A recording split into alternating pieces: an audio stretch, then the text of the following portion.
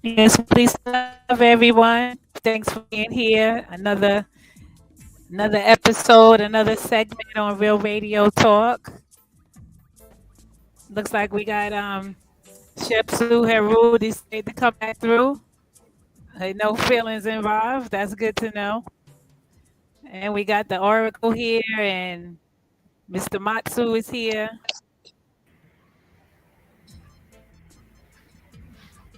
Okay, so yeah, tonight we have a real different topic than normally. I normally don't like to talk about these things on live stream like this because people always have wait, hold on for a second.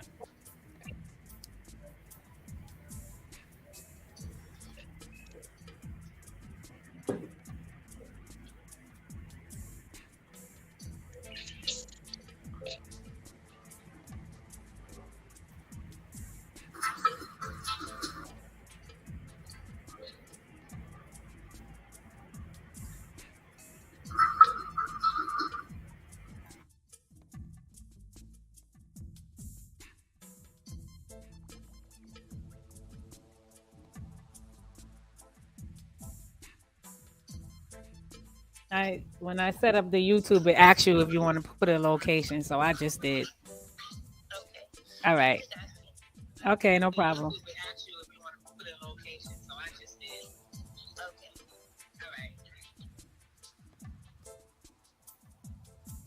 Yeah, so normally I don't like to talk about these topics because, especially like on a podcast like this, because a lot of people just really not, their mind is not there. Their mind doesn't think of anything outside of what they normally see every day. We don't normally see aliens every day. We don't see werewolves every day. We don't see Bigfoot every day. So when you talk about something that's not a norm, people get, in their disbelief, which they have a right to. something making I an don't know what's echo going on in with the this audio. Yeah, I don't know why it's doing that. but now it's fine Yeah, I now. don't know why it's doing that. Yeah, so I was saying that normally I don't like having these topics because, especially on a podcast, because people are not really open to this because they don't see Bigfoot and UFOs every day and werewolves every day. They hear the stories, but if they don't personally see it, then they really don't have time to entertain it. So this is like a real touchy type of topic, so to speak. And you definitely have to have proof and evidence in order to catch a person's attention.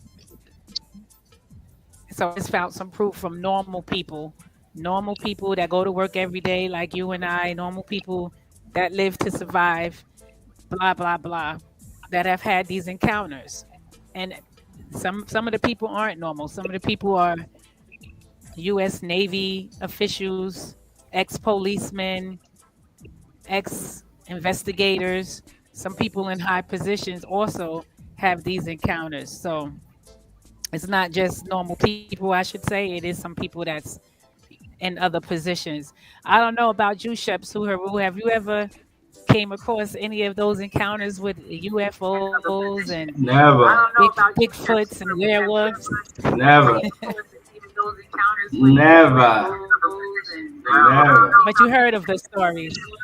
I never pay attention to Let those me see things. why am I echoing.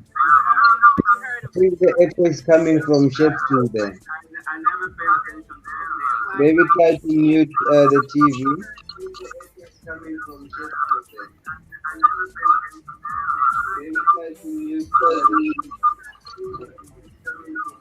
They try to put your mind into something else instead of the situation that you live in at the moment you live in it.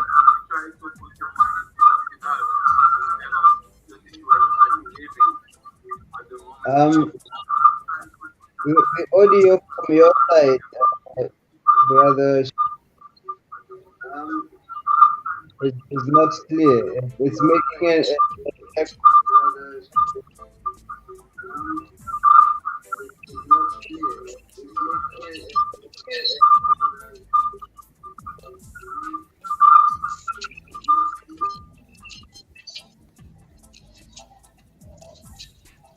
Yeah, I think it's fine now. Everything you just said, Shepsu, went out the window because it was just reverbing back. I forgot I was logged in on another device. So I had to My turn it off. pleasure. Yeah, it's better now. Oh, what were you saying? You never had those experiences, huh? Me? Yeah. Oh, yeah, yeah. Because I'm saying that they use all sort of tricks, techniques to discredit our achievements. Wait, do you have? Wait a minute, Shepsu. Do you have your YouTube playing the same time? Let me see. Oh yes, you're right. You're right. I'm sorry. Yes, you got it. I got it. Okay. Because Yes. it's hard to hear you. Yeah, I We got can't you really now. hear what you're I trying to didn't tell notice us. that. Now I realize that. Thank you. Okay. Now Yeah, it's it good. was hard for us to hear what you were saying. Okay, Yes, I'm good. sorry about that. Yeah, I was saying, I yeah, was I asking was you, did saying, you ever have that? Did you ever hear people talk about it? Have you ever yeah, been in the military and hear other military people speak about it? Read. me, no, never.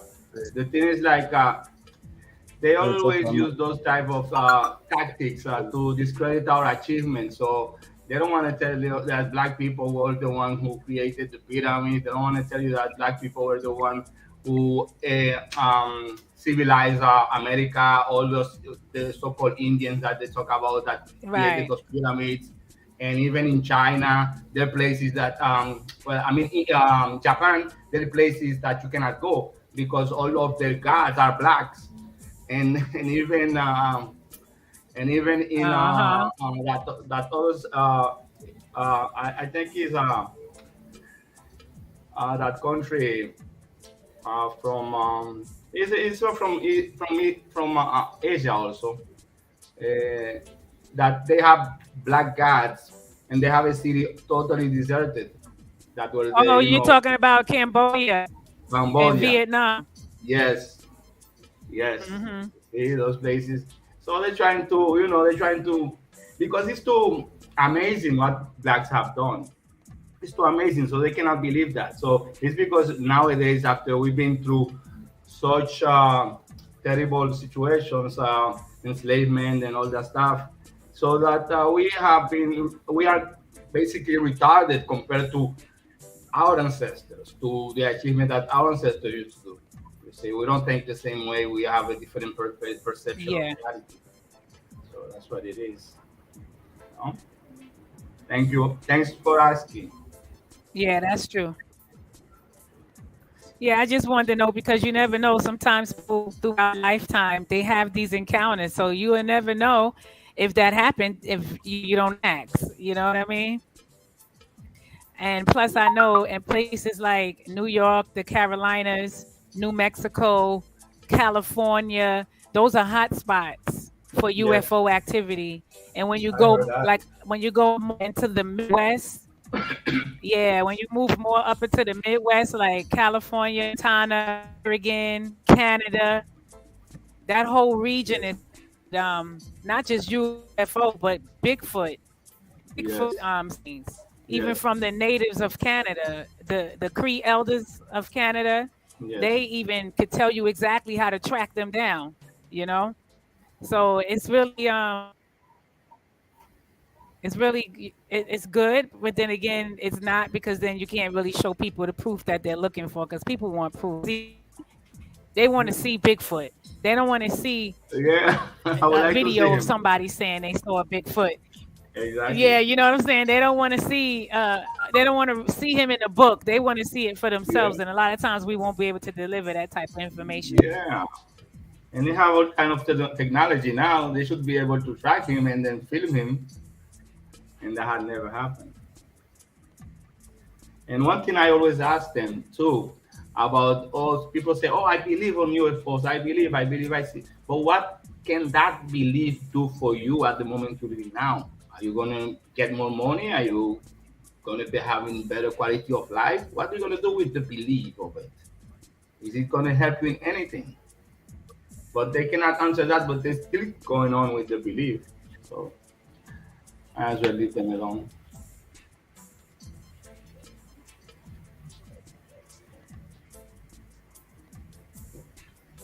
Oracle hasn't said anything today. So it was this Yeah, man, right? It's this man in Canada, Alberta, Canada, and the northern woodlands. He Yes. sat down with the Cree elders of the Nakota and the Kootenai First Nations, and they gave verbal accounts, and they have tracking experience throughout that terrain area on how to track down Bigfoot in that geographic area. So this man named Mr. Standing, what's his first name? Todd Standing. He actually did an expedition in northern Alberta where he went to those areas that the Cree elders told him to go if he wanted to track them down. And he actually got video footage of these encounters with Bigfoot and different species of them. They don't all look the same. All right. And then he also invited a man named John Bendenagle, who lives in the British Islands of Canada, and he's a wildlife biologist with a PhD. He even joined him on that expedition. I guess, not to say he didn't believe him, but to just help bring the proof out. And he also wrote a book called The Experts from the Discoveries of Sasquatch, because, the natives call him Sasquatch. They don't call him Bigfoot like we do. Sasquatch will be the more original name for him, according to the Native Americans. And then he has some experts that he wrote called the North American Grade 8. So all these areas that I was naming before, Montana, Nevada, Utah, New York, New Jersey, it's like over 15,000 Sasquatch populations. And it take up like 80% of the terrain of those areas, including Canada that I just mentioned. So I know we don't see them. I know people probably believe them, but just to know that this type of evolution is out there, or should I say species is out there, I guess it would be kind of interesting because now we know how to respect their territory. We know how to respect their area when we go into their areas hunting for I deer, hunting understand. for elk and moose and bears and things like that. So it's kind of good to know about them so that way we know not to cross the borders with them, not to go into their I agree with territory you. I and agree. disrespect them because they are a part of nature as well. Even if Yes. we don't like them and we might think they're ugly, but they're still a part of nature. And that northern Alberta area in Canada is called the heart of Sasquatch country because that's where you get the more high level of Sasquatch viewings and sightings. And this man Todd Stanton, he's been doing this for like 20 years, and he Okay. also has experience in the back country. He has experience as being an expedition tracker, like going into like real heavy terrain where the average person can't live. You know what I mean? You have to have experience to be able to live in those areas. And the video footages that he caught, you can literally see them blinking their eyes, watching him watch them. He'll lay Oh, down fruit for them, put some apples down, and the next day the apples will be, or he'll have an actual video with the Sasquatch actually grabbing the apple when they don't think he's okay. looking. So Uh, it's just, a matter of understanding why we should know about them because, yeah. you have mankind that probably try to go there and mess with them in a way where they would try to hurt them and kill them. We don't want to do that to them. We have to respect that part of evolution that's here on the planet and learn to respect their territory. And if you are going to go on their territory, don't go on their territory to hurt them. Go on their territory to learn about them. But when they feel threatened, that's when they'll start throwing rocks at you and sticks at you because they used to seeing white men come in those wildlife areas with guns and hunting arrows. So they really not sure if you're that type of person, if you're coming with a gun or an arrow. Once they realize you're not like that, then they'll take the apples from you and they'll let you come a certain amount of distance, close to them, like they did Mr. Todd Standing and the Okay. wildlife biologist, Mr. Benden Nagle. I guess he's from England, but he lives in the British Islands of Canada. The little islands that's broke off of Canada, he lives in those islands. And all this that I was talking about can be found right on YouTube. Todd Standing got a free movie on YouTube. You can literally watch him go through his expedition and the 7 days that he spent in the terrain and everything. And then he went public, and the United States government knows it now, and they're aware of it. And then other countries like China and Japan that you mentioned, they came out talking about their experiences of Sasquatch. And they have another name that they call them, but I'm just going to say Sasquatch. They have their own story of Sasquatch in those parts of the world. So everywhere you go on the face of the earth, they're gonna have a story about him, about the Bigfoot Sasquatch, or they're gonna have an experience. Someone's gonna talk about their experience. So that's why I asked you: have you ever talked to anybody that had that experience, or have you ever had the experience yourself? No, I never had the experience.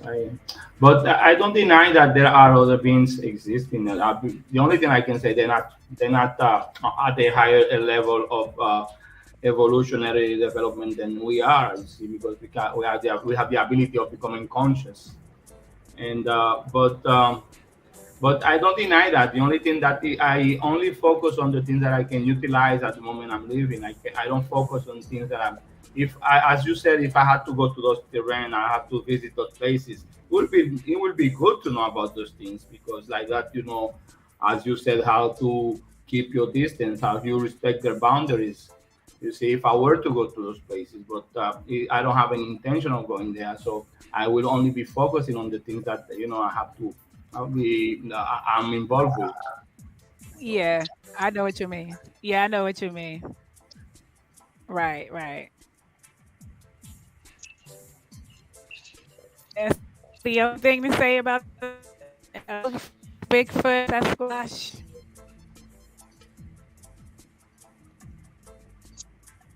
Greetings, everyone. Um, it, It's funny that these topics, whenever brought up, there's always a word evidence that comes up. There's always proof that's needed to be produced.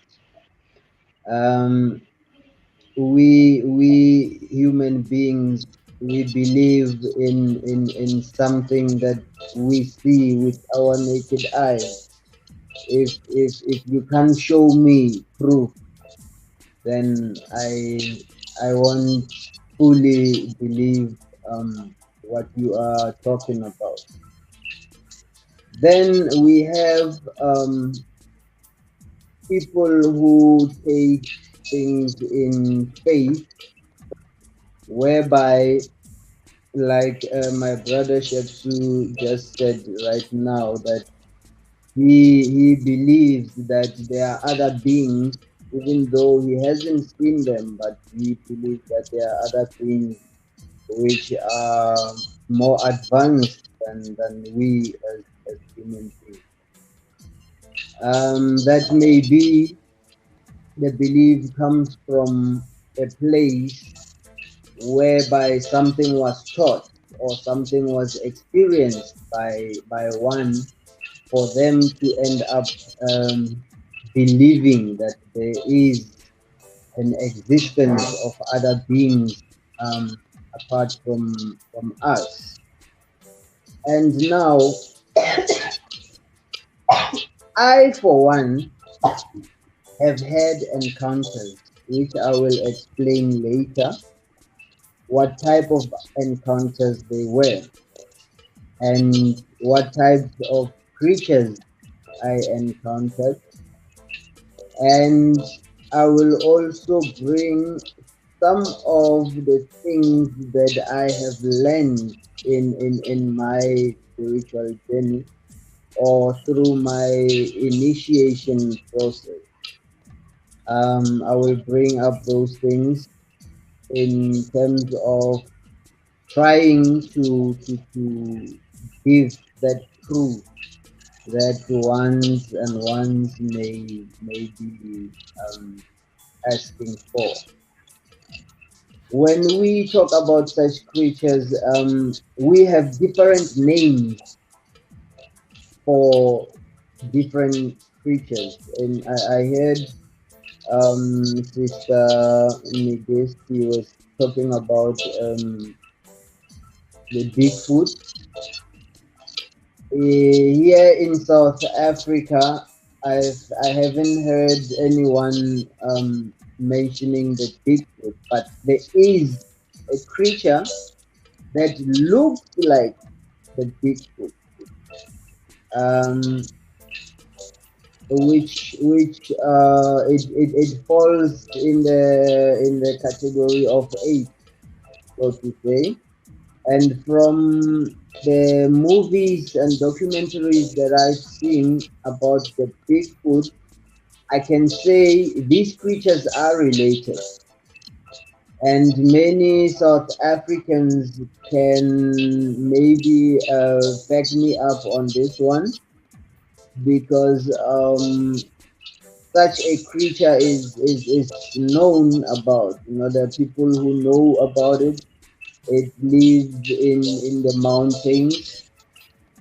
But as you have said, these creatures are so discreet. You know, they hide themselves from civilization. They hide themselves from us. You know, because we are afraid of ourselves. You know, so why wouldn't these creatures be afraid of us?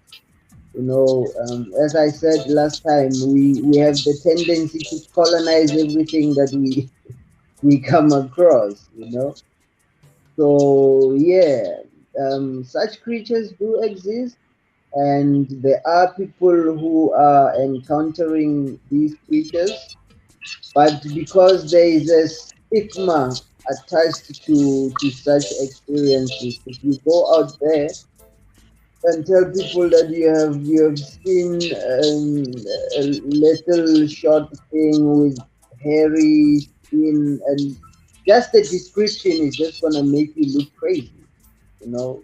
And if they don't throw you in the psychiatric hospital, then you're gonna have a tough time living among society.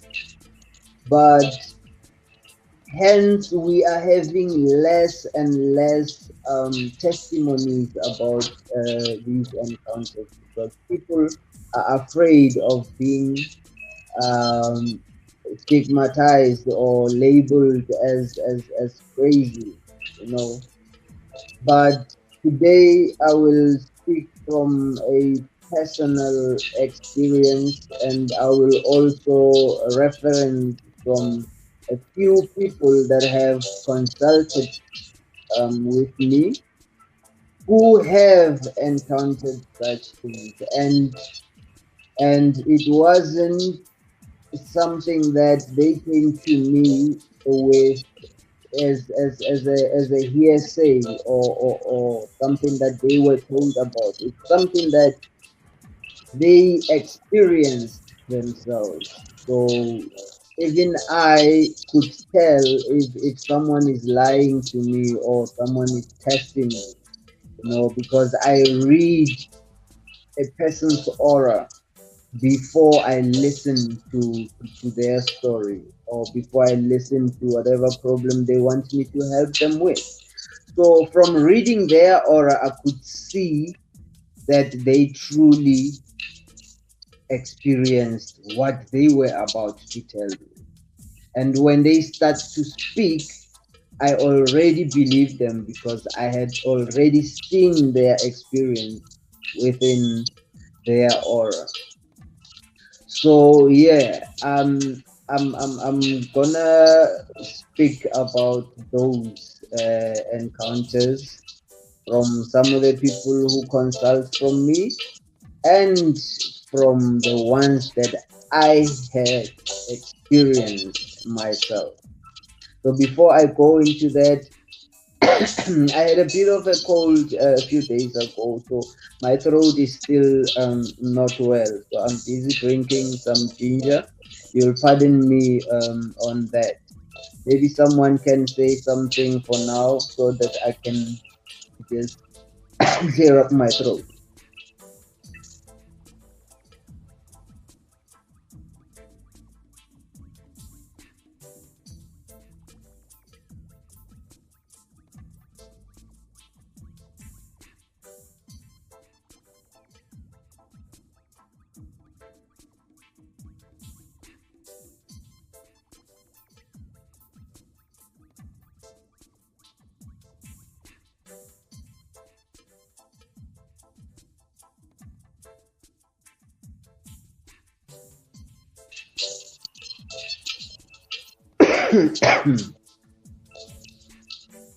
Okay, I'm noticing that there might be a bit of a delay in my audio. I don't know if that can be fixed, but I should just give it a few seconds and then I will carry on.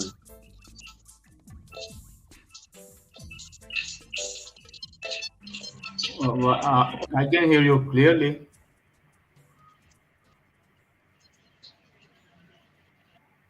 Okay. I thought maybe there was a delay in the audio.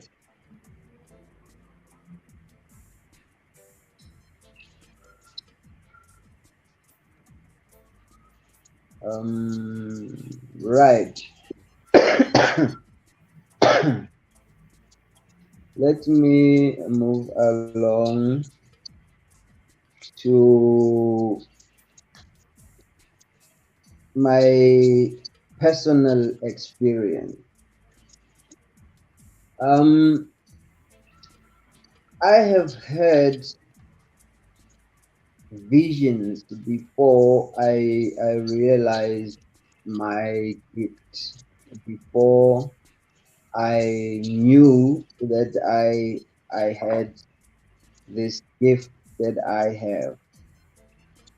There were times whereby I would be playing with other kids, and then I would see certain strange things in the sky. You know, sometimes I would see lights, sometimes I would see certain crafts flying around. And when you are a kid, you do not take certain things seriously. I would just look at them and say, ah, maybe it's just something I'm imagining. Maybe it's something that is normal that everyone knows about. But as I was growing up, I realized something, that I have been seeing these things and no one else around me at that time would say anything, you know, as if they were also noticing what I am seeing. And then I started asking myself questions now. Why is it me? Am I the only one who's seeing these things? And then one day, a friend of mine, we were walking with a friend of mine, and then he told me that he saw something last night. And the very same thing he was describing is the same thing that I saw too. But because I was interested in hearing if we saw the same thing, I didn't tell my friend that I saw the same thing that he saw. So from then on, I started paying attention. And up until I realized that I have a gift, and until I went through the initiations, now there is contact, between me and certain things that I see.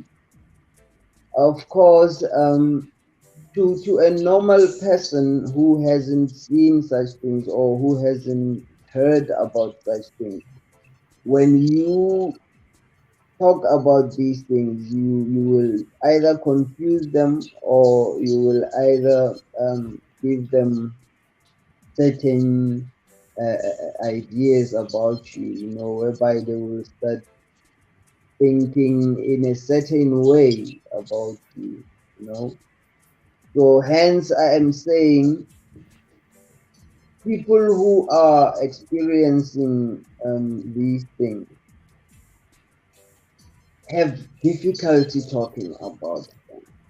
As I also did, I used to have difficulty talking about these things. But now, as I see, there are documentaries about it. There are people who are coming out saying, I've been abducted. I've seen UFOs and all that. So I'm starting to also be free to talk about my experiences, because now it's no longer a personal thing. It is something that can educate other people, and also free those who are scared, those who are afraid to come out. You know, um, During the process of my initiation, I went to a cave. It's right here in South Africa. If anyone wants to know about that cave, they can email me or send me a WhatsApp text, and I will tell them exactly where the location of the cave is. During my initiation, I went to a cave here in South Africa where there are rock paintings, which were done by my ancestors, those old, ancient Khoi and Sen people. On those rock paintings, you can see they have depicted the history of the Khoi and the San people, how they used to live during those pre-colonial years. You know, um, they show how they used to hunt using bow and arrows. You know, and they show the type of animals they were hunting. Um, I remember there's one painting whereby they even depicting fruit. You know, I saw a pear. There was a pear depicted there, and something that looked like a tomato. So they they not professional nice drawings, but you as a human being you can just interpret what you're seeing and say, okay, this is a pear, this is a tomato, this is a cow, this is a kudu, you know, this is a springbok. The type of things that they painted there, you can interpret into real things that you know. And a strange thing now, there is a depiction of something that looks like a helicopter, of which helicopters didn't exist up until the 1500s. You know, those paintings are dated to hundreds of thousands of years ago. From these archaeologists who come here and do researches and discover all these places, from what I hear, those paintings are dated to hundreds and thousands of years ago. Now, you ask yourself, if the Khoi and the San people who were living 100,000 years ago could paint a helicopter which never existed then, where did they see that? You know, what came to their mind for them to draw such a picture or paint such a depiction? That was the first thing that I saw,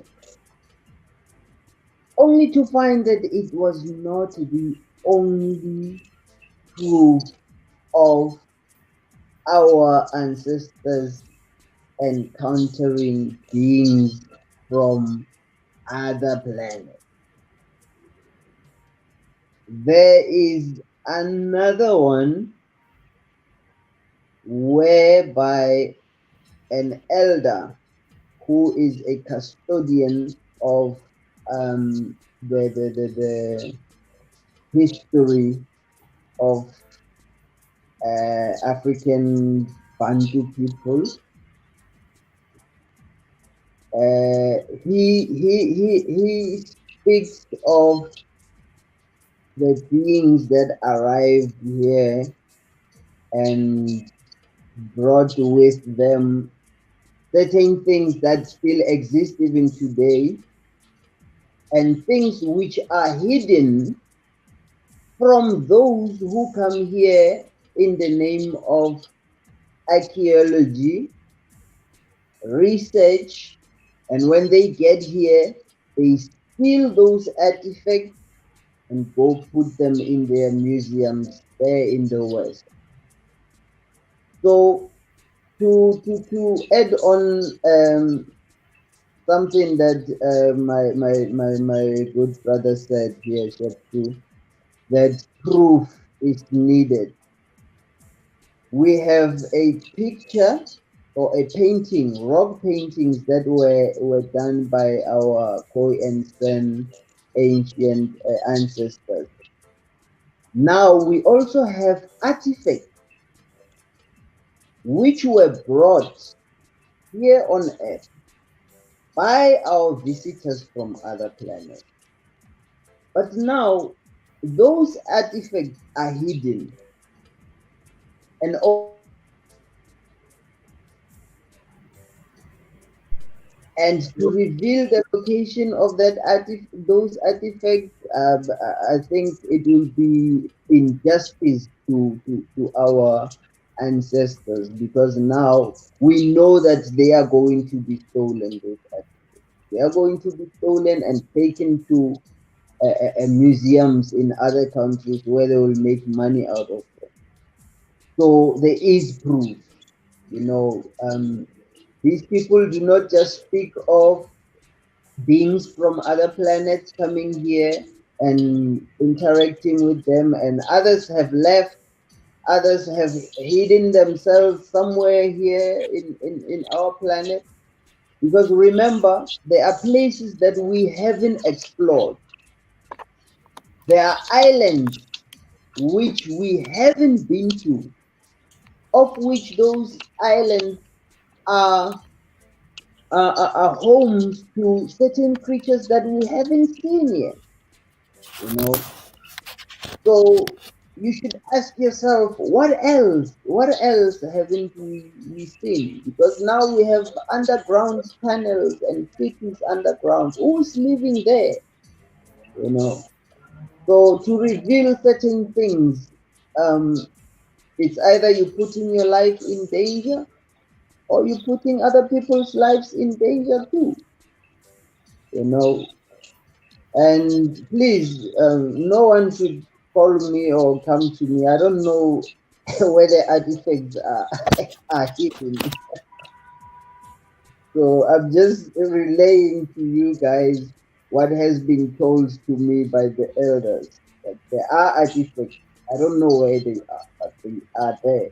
And I believe my elders because they have shown me some proofs of certain things, you know, that they think I should know about. So when we look at also the Zulu tribe, there are people who are called the Zulu people here in South Africa. The word Zulu means the cosmos, you know, the sky, the universe.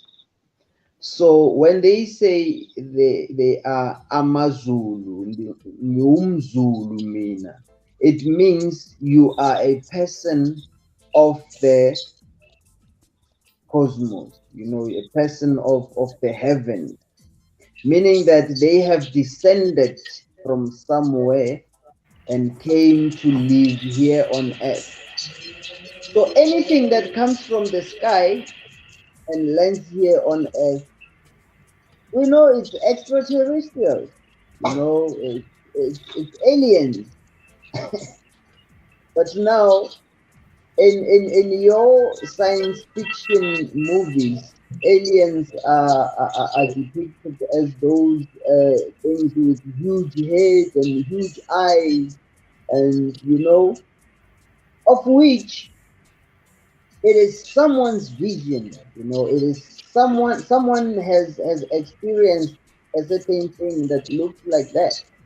You know, but also remember there are people who can manipulate the truth and create their own things just to dilute our minds or to brainwash us in a certain way. So certain things that we encounter these days were fabricated. You know, you might see something that looks like a spaceship, and then you're like, wow, I've seen a spaceship, I've seen a UFO, and all that.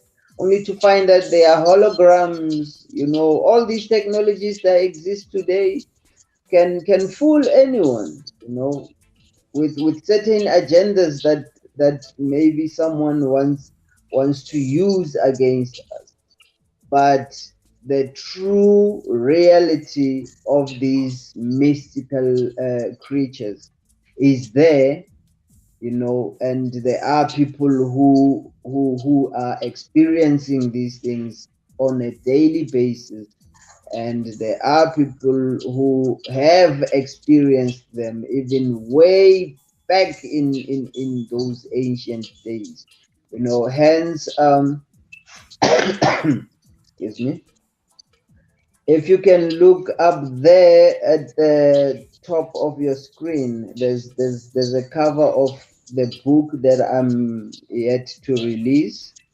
I'm going to release it in November. The Origins of Life. In that book, I go into detail about these things, you know, because now there's the knowledge that I have from the elders, and there's knowledge that I get through research, and there's also knowledge that I get through meditation and through my encounters with other realms of existence. Hence, I've said before that when I do meditation, there is this um, part whereby I do trance, mutation, trance, interact, like moving outside body experiences and all that. So I have combined all that knowledge into this book that you are seeing there, which I'm releasing in November. It's available for pre-order on Amazon, but the full version will be released in November. So that is where you will find details of what I'm talking about, and clear descriptions of such things. Not what you see on your YouTube documentaries and all those people who talk about the, the, the, the, the aliens in the Bible or the ancient aliens.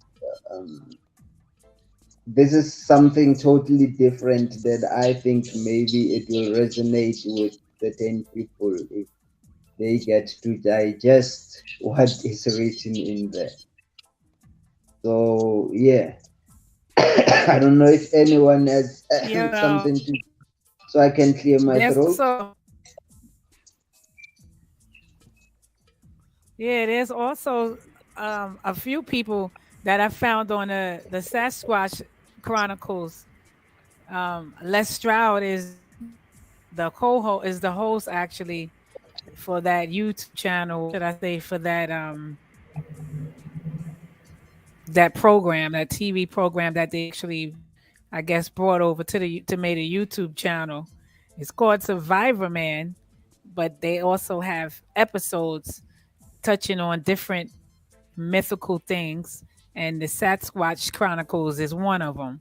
So it's some real live interviews this man did with a few people in their first encounters with the Sasquatch. I'm talking about the Sasquatch now, not the actual aliens or the UFOs. And like I said, it's people, regular people from like southern Indiana or Oklahoma. One man is a long haul trucker where he drives long distance. He's a truck driver. And he's also a former law enforcement officer. And he said he had three encounters over the years. And there's another man named Mike who's also, well, Jim is the one from southern Indiana. And he went to Oklahoma a few times and got an encounter there. He saw an encounter in Indiana. I think he saw two in Oklahoma. There's another man named Mike. He also is a current law enforcer, and he lives in Mississippi and out on an Southwest, and that's his encounter. Then it's another man named Shirley.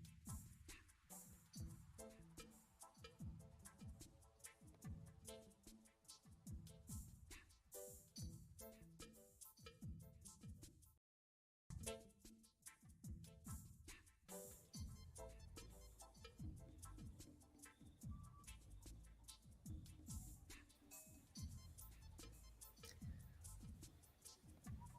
and I don't know what just happened there, but maybe that Mercury retrograde is playing with the connection. But I was saying it's a woman named Shirley when she was at this overnight. Yeah, it's probably the retrograde just cut everybody off and brought everybody back in the same time. So I don't know if you were able to hear the last one I said before Shirley, named Mike. He's a law enforcer and he lives in Mississippi, and he um, was out on an investigation in the Southwest, and he had his encounter.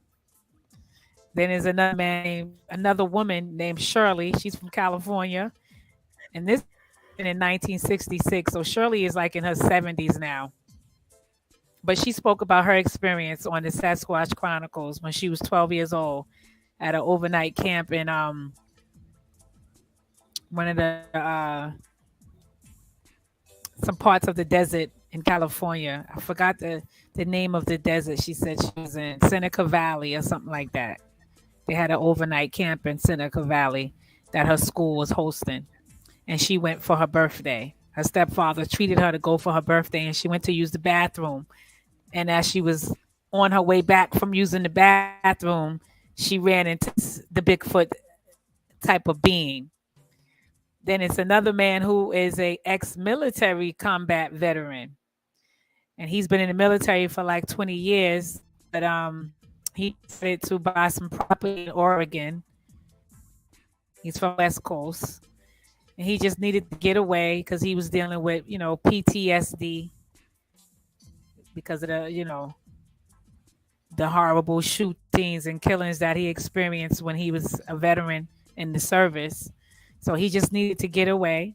And he said, I'm going to take me a trip to Oregon on this property that he purchased, recent purchase. And in the night, he heard this loud noise and he heard a high pitched screaming noise. He thought it was a woman. Maybe somebody was hurting her or trying to rape her or something. He didn't know what it was. So he ran outside to see what it was. And when he ran outside to see what it was, he came face to face with a creature he seen at least 9 feet tall, shoulders as broad as 4 feet wide. And the scream that he said came out of this Bigfoot's mouth.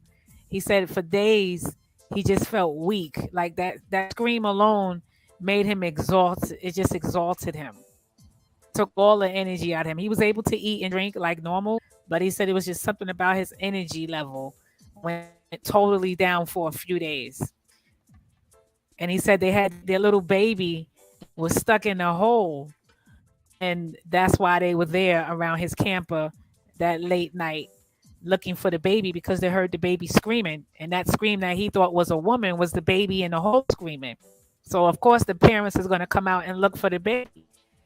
And he said he went into the hole where the baby was because he can see the baby jumping up trying to get out, and he could see how long his arms and hands were.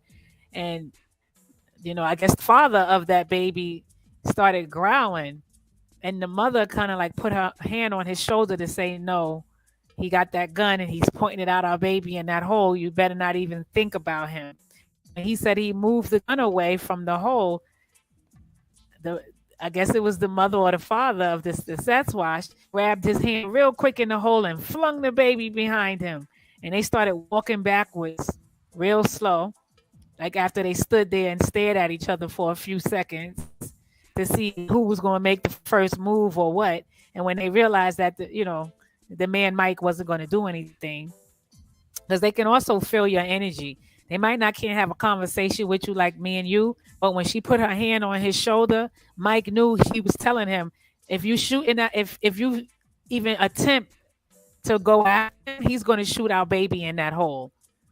So just chill out for a minute, see what he's going to do, and then watch him out the hole once he moved the gun from the hole, and that's exactly what happened. And we're gonna back away real slowly, and backed away till they got a few feet away from him, and they just turned around and walked away slowly. So he said the next day he hauled ass home, told his cousin, told his wife. He had somebody go back to the property and fill the hole up because he didn't want no more Bigfoot babies falling in the hole. And he told the guy who sold him the property what happened, a little bit of what happened. Then he said the man gave him back his money, and that was that. So, he was very passionate about it. You can hear in his testimony that he's not lying because the way he was telling the story, it was just event after event after event. It was sentence after sentence after sentence. He didn't sit back and think about what he was going to say. He just told the story as how he saw it and how he experienced it. And even when his cousin went and told some investigators about it, and his cousin brought some investigators on the property, he ran them off the property. He was like, "Oh, you're not going to be here messing with them. Leave them alone. I'm only here to fill the hole because the baby fell in the hole. But you're not going to be here banging on trees and making whistle sounds to get their attention. Just leave them in their habitat because they will kill you. If you seen how big this creature was, you will die. That he could have did you. He could do you something in a minute. He can just snap you in half if he want. And that's what Mike was basically saying, that if he really wanted to kill him, he could have killed him, but he didn't. So there's a sensory going on between the human and the Sasquatch. They sense if you're going to harm them for real, and they sense if you're not going to harm them. And if they think you're going to harm them, then that's why they start throwing rocks at you and sticks at you, and they make those big roars. We see Mike standing there with a gun in his hand. So it's like, oh, he's a threat. But when he realized that Mike is not going to do anything, as long as you don't hurt me, I won't hurt your baby. That was their agreement. And they backed up slowly, and then they turned around and walked slowly. So there was some type of low vibratory communication, I would say, because they didn't actually talk to each other, but it was a telepathic thing going on between this man and this baby, because he wanted to protect baby, and Mike wanted to protect his life. So they both wanted to live. So they both know that if I attack you, you're going to shoot in the hole. And Mike knew that if he's shooting the hole, that they're going to attack him. So it was just that mutual agreement, that mutual understanding. I mean, they have more testimonies on this Sasquatch Chronicles, but those four are like the ones that pretty much stood out to me, because these, like I said, these people are regular class people or military people or police people, investigators, and just you can tell when a person is just making up a story just to be on TV or just to be on somebody's um, interview, and then you can also tell that, yeah, this man is not lying. Even the first man I was talking about, Jim, the long haul truck driver, his wife was like, I believe you, because when I was growing up in New York, well, not in New York, he grew up some other parts in, I guess, Oklahoma or Indiana. She said her and her brother would, have those Bigfoot encounters. Even the lady Shirley that had the Bigfoot encounter back in 1966. 1966 is a long time. Her husband is from New York. She's from California. When she told her husband, he said, yeah, I believe everything, because the amount of UFO and Bigfoot stories that I've heard growing up. So her husband could relate to her because he, heard the stories, and valuable people, trustworthy people used to talk about it when he was growing up in upstate New York. He was, I think, in Albany, New York, or something like that. I don't know if she actually said Albany, but I know Albany is one of the hot spots, but he's from upstate New York. And she's from California. So they're both, one is on the East Coast, one is from the West Coast, and they're in the same story. So there got to be some proof to that. If you can understand when a person is speaking and talking, to know, like, yeah, that doesn't sound right, that sounds like the truth, that sounds like a lie. You don't need to see personally for yourself. Like, I never seen it personally for myself, but everybody can't be telling the same lie. I believe Shirley when she was at that camp and she went to the bathroom late at night, and she ran into a Bigfoot, and she described them like everybody else describes them. Some people have different description than others, but it's typically 7 to 9 feet, shoulders like 4 feet wide, hair all over their body. They don't have hair on their face, what they do have on their face. Their thighs were long, their lower legs were short. Come on. It's just, it is what it is. Even that man I was talking about earlier, Todd Standing, the one who does the country expedition and terrain hunting. He said he was sleeping one day in the woods. He felt something looking at him. And he said it was 3 Bigfoots looking down at him. And when he went to grab his camera to take a picture of them, one of them kicked snow in his face. And 2 went running to the left, and 1 went running to the right. So he went running to the right, and that's the footage he shows us. You can see the back of him walking the steep hill and then getting down on all fours and took off like lightning. They're like very curious type of thing. They're curious to know why you're here. So when they saw him grab the camera, they kicked the snow in his face because they're like, "Oh, here you come with this picture business," you know. And they knew it was a camera. They knew it was something he reaching for. That they would kick the snow in his face and go running. Or when he was able to take live footages peeping through, branches, peeping behind trees. He's looking at them, looking at him, like they know he's there, but they just can't see him. But they know he's in the area, and he's actually videotaping them at the same time. So it's really interesting. It's really interesting to learn and follow Todd Standing and his four people that he got together to create this expedition in northern Alberta, Canada. And the count alone of the population of Sasquatch is just unbelievable. I'm talking about 15,000, and take up 80%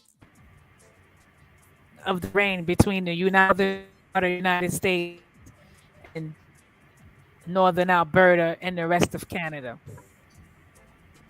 So we just have to, look at those numbers and the amount of testimonies, people putting their own purse funding and going on expeditions and things like that. We take that into consideration. Like I said, we had the wildlife biologists go out there and spend a few nights, whatever. So he got his own encounter. You know, it is what it is with the Bigfoot. And even the UFOs out in Florida. Florida had 70,000 UFO sightings. Miami Airport was shut down back in 2019 because there was a wormhole over the airport in Miami. So all flights were shut down. There were no flights coming in, no flights going out. Upstate New York, same thing with the UFO.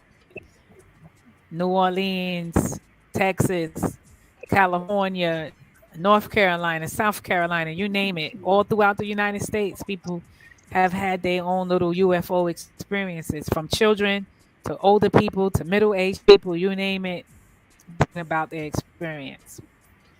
So it's just all up to what the person want to believe, and if they want to take the time to do their research and see if it's true.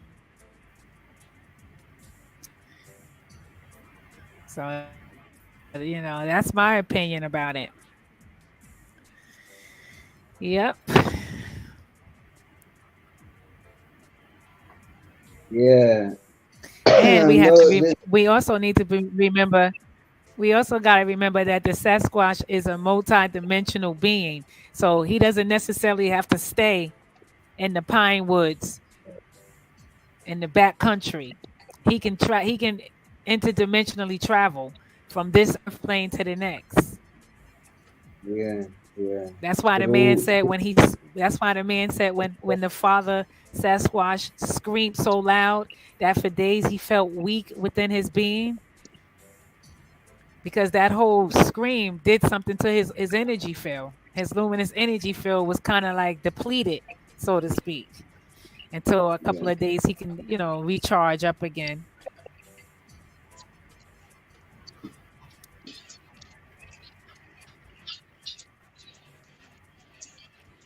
Oh, Love Goddess said that in the YouTube chat. She said, had visions of them. One was standing over my head through my mind's eye. Uh-oh. That's someone from YouTube saying her experience in the chat. Yeah. Can you read it out loud for us so we can hear what's the experience? Oh, well, she's in the chat. She just said, had visions of them. One was standing over my head through my mind's eye. And she also said Sasquatch is a multi-dimensional being.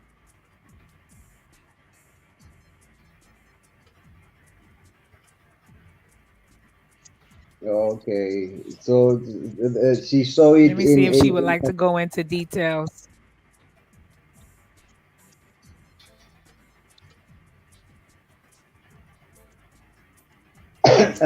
Yeah, she saw it in the vision. Yeah, yeah. because No, that's how they that move sometimes. They don't have to actually, they don't have, you won't see is them in the that is physical. Sometimes you might see them through a vision or in a dream. that is one of the experiences that I also do have sometimes. Um, you do not invite such visions. There are certain dimensions that if you can transform into or transfer into while meditating, you will meet those type of entities, because now we are living in the three dimension realm. When you are able to visit other dimensions, obviously you won't go there physically. you know it is something that happens spiritually, or whereby with your mind's eye, that third eye that the sister was referring to. That is how you can see these things and come back into the physical, and try to explain them in a physical form. You give them a certain personification or a certain depiction that people can identify with, because now I cannot explain in words something that happens in the spiritual world, in other dimensions of existence, because those dimensions are not the same as this dimension that we are in. you know we exist in this dimension that we experience physically, and in these forms that we see now, this matter, this organ, these organisms, that is what we are experiencing in this realm, in this dimension that we are in. But when you go to other dimensions, it's a different world. It's a different experience also, of which when you experience it, you can understand it. When you are consciously in that dimension, you can understand and relate to it in that dimension. But now, coming back here to this dimension and trying to explain that to these beings that are here, it's something that needs people with creative minds and good words. As for us, people like me, the Oracle, I'm a man of few words. I normally don't have words to describe things. I do that through my art. I write books. It is So in my difficult, books, Oracle. you will It is very. find Yeah, what I'm saying is those. that it is very much difficult to explain it, Oracle. Yes, In that, yes. when I was at school, we were told not to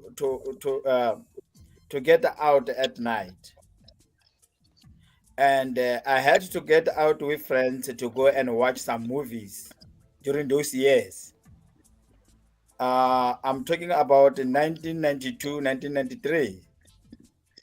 When we got back to home, we were told of a certain house in the corner whereby there's some little men, and we saw them. I saw. It was to me. It was like dogs, about seven, and so about 7 or 10, and. But I wanted to look at them, and then when I look at them, it's not dogs. It looks like these are the beings. It looks like they walk. They've got only 2 legs and so on. But my friends ran away, and then I wanted to see these things, and then I don't know what kept me looking at these things. Oracle, something came to me that has shaken me to an extent that I had to run as well. When I got home, I blamed myself that I am an artist. Why I shouldn't stay You and know, look at them so that I must draw them because I'm an draw them. artist. Yeah, Then yeah, on Monday when we were at school, then we started talking about these things, and then I remember some of my friends said we mustn't talk about these things. It is not allowed for us to talk about these things. But then true. some of us we want to talk about these things. But I took my pencil and I started to try to draw these things, but then I could not make a sense of what I'm doing, of what I'm drawing, because I didn't see them. I didn't see their face. It was a dark. But then I told myself that one day is one day I'm going to get them. I have never got them. Instead, it was at night again. I saw something like a giant a horse, giant horse, and no man, Oracle man, these things are living, man, are living, but then it's difficult for us to explain. And I I know never what told you. anyone about these things. I tried to tell my brother about these things, and he says I'm dreaming. And then there was these things that when we were watching movie, there are some people who are smoking dacha in those you know in the closest and so on. So then they say Yeah, when I got out, I was drunk by this dacha and so on. But I know what I saw. yeah, yeah. And So sometimes you it's see very much difficult. this huge horse has a half human body. When we used to go to the mountains as little kids to go and Yeah, hunt, sometimes looking for wild fruits in the mountains, we would be told by the older guys that you are going to meet, they used to call it jompere, like half human, half horse. you know true. and truly, those people were not just frightening us, man. Some of us have seen those things, and we were afraid to even get home and tell our parents that we've seen that, because now your parents will beat you. That why did you go there? Because you were warned not to go there. So we kept I that was as a warned. secret. We kept it as a secret. And now, when you start talking about those things, telling people, they laugh at you like, you telling fairy tales. But who feels it knows it. But here's the thing. My mind is that I must go back there to draw these things, and then when I go there, I never saw them. I have never saw them. I've never seen them Yeah, again. But when I came to see this horse, my mind was not about a horse. It was about those little creatures that I've seen, and then I wanted to come and draw them. But I saw something that is giant now. And then yeah, these things that is within me to say I wanted to draw these things so that I must show people what I see. It was gone. It was gone, Oracle. yeah, Looks like these things are playing with my mind. They know exactly what I am trying to do of them. And now they come in another form. But then people are saying there's nothing like those things. These things are not existing. But I'm telling yeah. you, when I was a boy, I saw these things. And I want to explain something to everyone tonight. Um, we should notice that most of the time, such things are seen by children. We should ask ourselves why this thing is happening. Why do children see these things and adults can't see them? Even though there are other adults who do encounter such things, but mostly it's children who see these things. You want to know Why? why? Because children are still pure. Children are still not corrupted.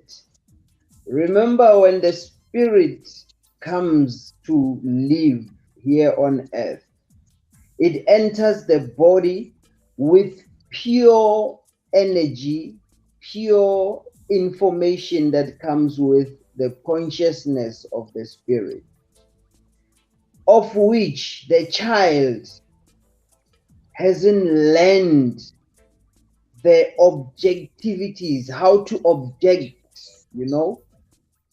Once a child starts learning how to object, that is when the third eye becomes corrupt. That is when now you are detached from the collective consciousness.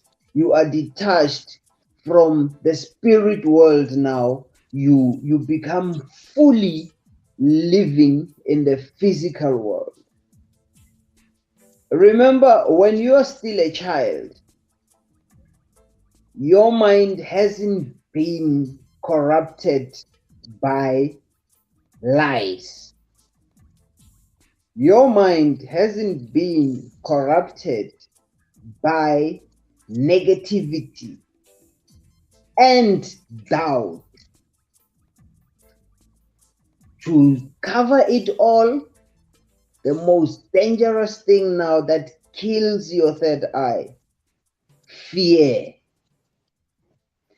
You see, your parents keep telling you, do not go to the mountains, you will see such and such creatures. They're trying to scare you, but you are not scared, you still go there. Once you see those creatures, you come back. Now you start remembering what your parents told you, and now you start to become scared. You know that after you become scared, the next time you go back there, you won't see anything, because that fear has corrupted your third eye now. You see, a child's innocence is corrupted by those who raise the child. You know, once we have instilled fear within you, we have corrupted your third eye. Once we have instilled lies in you, we have corrupted your third eye. And once we have shown you images that are mythical now, you stop believing in what you see. And now your physicality starts functioning properly now without the spiritual part.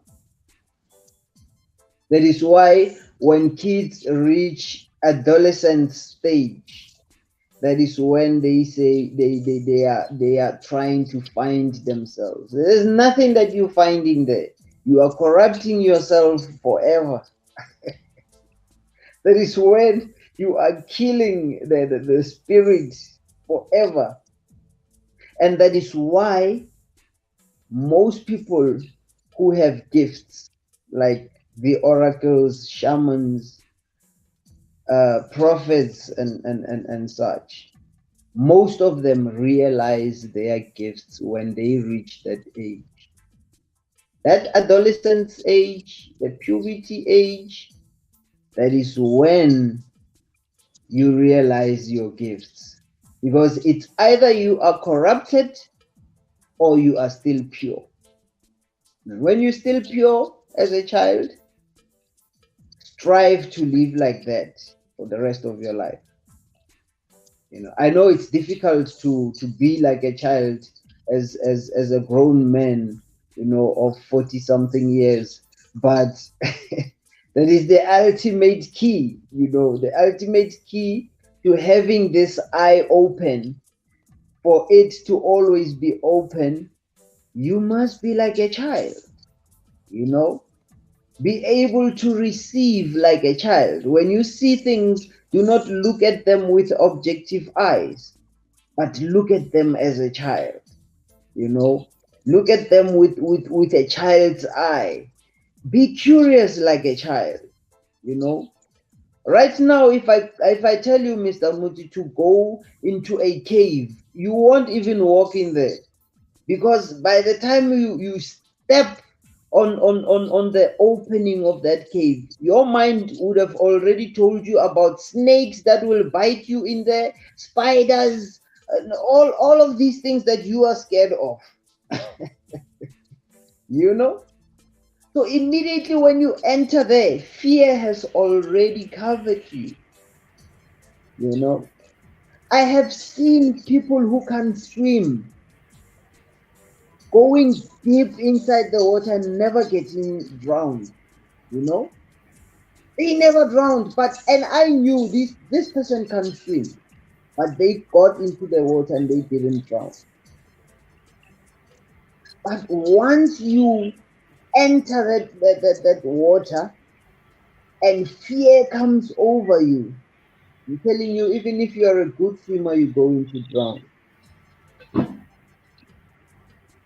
People have seen mermaids, you know. Now you have shamans. Most of them are my friends, and I think you know about them, Mr. Muzi. Some of them. You have shamans who were initiated underwater. By who? And those are some of the secrets that we are not allowed to reveal. But hey, we must open people's eyes that these things do exist. And if you see through the eye of a child, or turn your own eyes into a child's eye, you will be able to see these things. Stop looking at things with an objective eye, you know, trying to find meaning in everything that you encounter on earth. Trying to looking for proof for everything. Proof is out there, you know. It's out there. It's just that we are looking the other way. We're not looking in the right direction. That is why there are people who ask me all the time, but you know, we meditate the same way as you. You know, why aren't we having the out of body experience? They're not meditating the same way as I do. They may be doing the practical things that I do, but the attention, they are not paying attention to what they're doing. They're looking for proof. I'm not looking for proof. Proof just comes to me, you know. You think when I go to the mountain, I go to pray there? I don't pray. I never pray. Everyone knows that I'm not a prayer, you know. I stopped praying a long time ago when I stopped following religions, you know. When I get to the mountains, things that I do there are normal things. You just sit there and meditate. Or you walk into a cave, you know, talk to the bricks, to the walls of that cave. Talk to the water that you find in there. Talk to the trees at the mountain. Then people will say you're crazy. But the experiences that you get out of that, you know, you can come back with knowledge that will help the very same people that are telling you that you're crazy. So yes, we must open people's third eyes so that they can be able to see these things and not look for these things for proof, or take these archaeologists to come and do experiments on those poor creatures, you know. You think Bigfoot will just come out and say, oh, come and witness me, come and see how I live, how I survive with my kids? Bigfoot knows he's going to be captured and taken to a zoo where people will pay to see him through a glass or a fence. So yes, he must hide, you know. So many creatures, so many intelligent creatures are hiding from us. Because once we see ourselves as grown ups, we start seeing ourselves as rulers of everything. Now we want to take over wherever we go. There are beings that are flying every night on top of us, but they won't reveal themselves to us because they know immediately they land here, we will capture them and try to steal their technology. So they only looking for those who still have children's eyes, children's heart, those who are not corrupted, you know. But hey, that's the oracle's point of view, which will sound as crazy as other other views.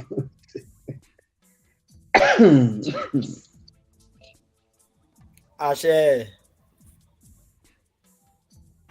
Thank you, Oracle. Well, I wanted to add a Gonna little move thing. on over to. Oh yes, okay. No, you can Uh, talk. Go ahead. oh, okay. I was thinking about a presentation that I saw about a bacteria that they say that control men's brain. They call it toxoplasma. They say Toxoplasma gondii with two e's, two eyes at the end is written, and that parasite, when it controls your brain, it makes you kind of careless about what you do, makes you take chances, risk that you shouldn't normally take. One of the risks that they mention a lot is make you eat anything like don't care about your health, and these are parasites, and they say that those parasites they thrive on your emotional state. You see, that's how they get their energy from your emotional state. You have to, if you are in a peaceful state of being, they won't be able to survive within you. You have to be in a state of of anxiety, anger, and things of that nature. And they said the last thing that I heard about it was that they get their information from another location, kind of like telepathically, meaning that it's like a queen bees, and then those are the bees, and then the queens. So the bees go on and Yeah. colonize. Even they say they colonize even whole societies, whole groups of people at the same time. And Mm. what's so interesting about it is that it's like when you're thinking about what is your enemy. Oh, we're looking for extraterrestrial, but we never thought that extraterrestrial could have been a parasite, something so small that's controlling men's brain. You see, Yeah. because Yeah. they have so few parasites that they say that came from outer space and that are living here among us. You see, but our thinking is like we thinking about seeing a human, somebody that has outside and things, or gigantic. We never thought that as we speak right now, there are beings controlling the minds of a lot of humans. You see, Yes. but this is Yes. I'm not gonna go like I'm not gonna put all my eggs in one basket. You see, but what I can say is that is quite probable, because I never thought of those people who destroying the planet as being humans. I thought them as being some sort of entity that Yeah. is able to possess those individuals. You see, Mm. and have them act, in a way that's detrimental to the earth, detrimental to everybody else. Because why would you want to uh, to have your children suffering because of a lack of healthy environment, of food, of clean water, of clean air. You see, so that would just because of money or something like that. So it wasn't like that really making sense to me, because when you think about the ancient Egyptians, they live a long time and then they live really good life, and they didn't need all this technology that we have now. Now we have all this technology, but we're not happy with it ourselves. We have all the convenience that you can get, but we're not happy about ourselves. So we always are looking for reason for those things to happen. We never thought that the health issue, the health situation, what you're eating, what they put in your food, can be the cause for you to act in a certain way. You see, like that guy that was going to kill him, he was ready to kill himself, but he ate something. But after that, he never make the relationship between what he ate and killing himself. But he started having all these thoughts about all these problems that he had. So he said, "Now I'm going to kill myself." But he doesn't want to throw himself out of a building, because he said if he survives, it will be worse for him. Or if he take a poison, maybe he doesn't die. But he knows a mushroom that can kill him, that if Yeah. he eats that mushroom, just one bite, he will die. But he has to go from where he was to get that mushroom. It was like 6 hours a drive. Plus, he has to walk the mountain about 2 hours. And the thing that he ate will only last like about 5 hours. So when he was like at the middle of the mountain, very close to the mushroom, he said, "What the heck am I doing here?" Because the thing that he ate has run his course. So basically, all these thoughts was because of the food he was the, what he, why he ate. You see, so Mm. a lot of things is have to do with what you ate. A lot of things have to do with parasites that you have within your body that cause you to behave a certain way, and then you think that's his behavior. No, no, he had lived with that parasite forever, for a long, long time. You see, and that parasite that I said there, that they call toxoplasma. They call it also the cat the cat parasite. You can find it it's online. It's very easy to find. It's not Yeah. difficult. They said you can also find it by writing down the parasite that controls men's brain. Also, you see, well, that's not the only one. There's several of them, but this one is the one that's most famous. That's mostly known. That mostly very very easily to transmit, because you can, as And I said, these parasites, Shepsu, can be captured through microscopes. Can you yes, see them through yes, microscopes? yes, yes, you can see them, you can detect them. Yeah, they even So have a picture of it.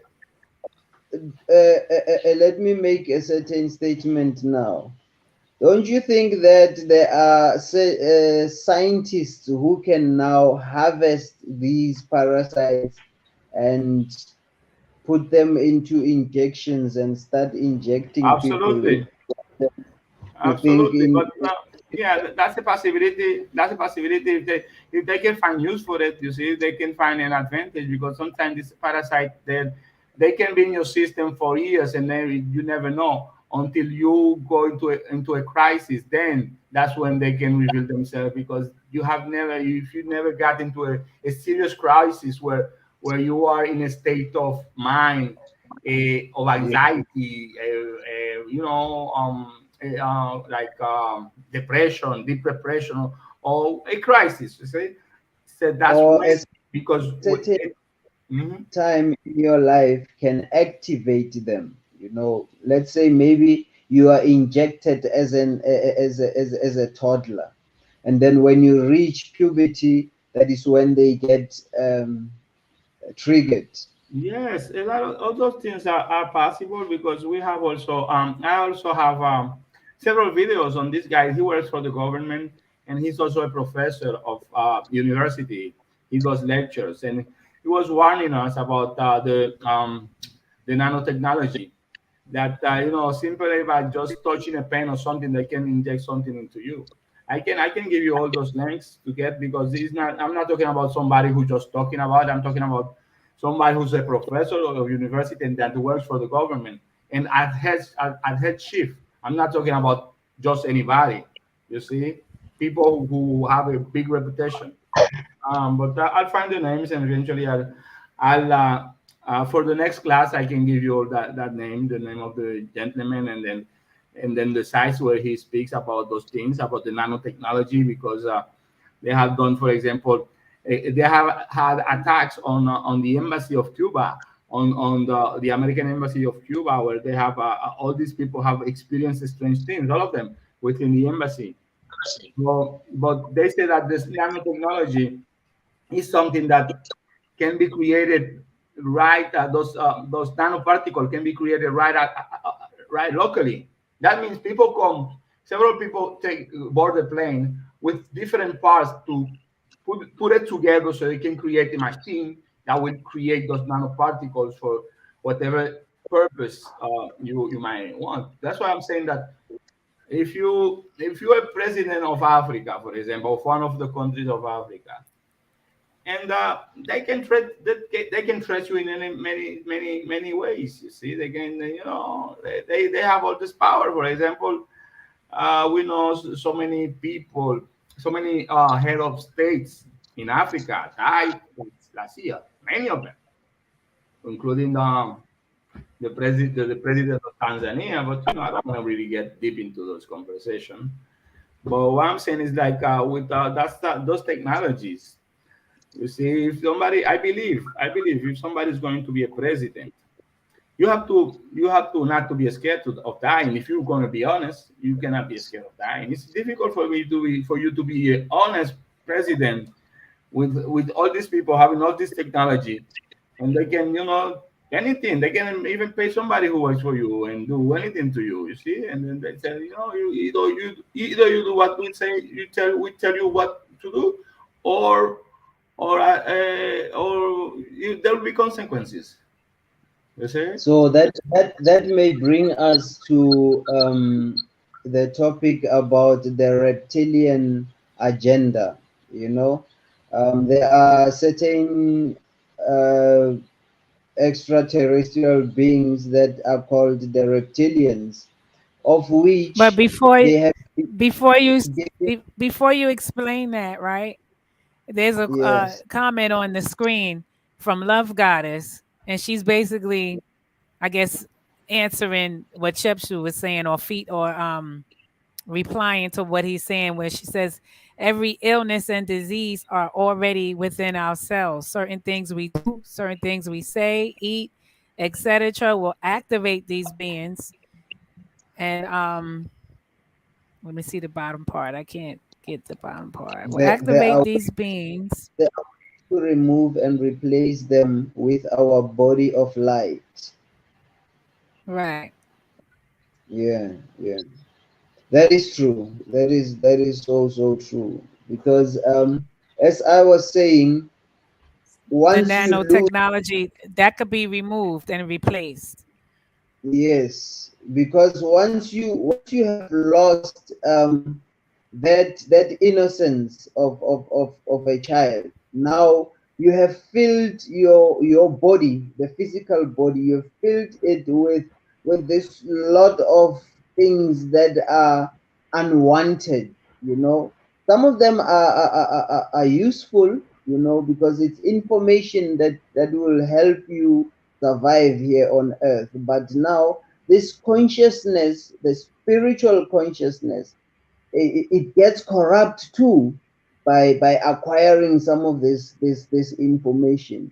So for you to be free from that, this light, the body of light that she's talking about, it is freeing your spirit from the burdens of what it acquires here on earth, in the physical, and by freeing yourself is now channeling your spirit into taking only the energy that supports it, not the energy that weighs heavy on it.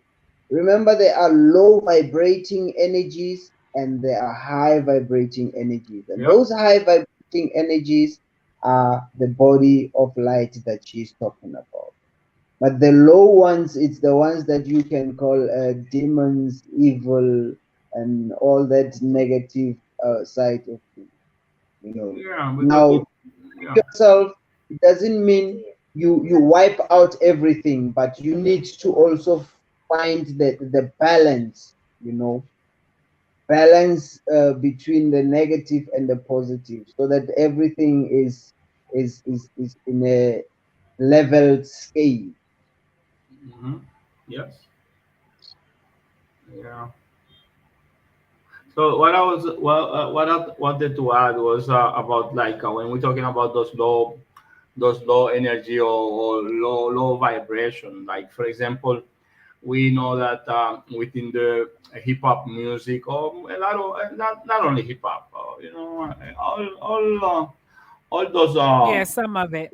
yeah, not only hip hop. It's a lot of those young people music, those pop music, that they have those Popular. frequency. You know, they know how to manipulate the frequency, so the people only vibrate on those lower level of frequency. It doesn't go like I don't think that's like they say it doesn't go beyond the waist level. You know, like over activating like those sexual hormones and things of that nature. So I guess Love Goddess would have anything to say about that too. Maybe she knows something. but Yeah, I mean those low vibrational hertz music that was changed by yes, four European men that wear black top hats back in like the 1930s or 50s or something like that. okay, And when TV was still it was when TV was still black and white.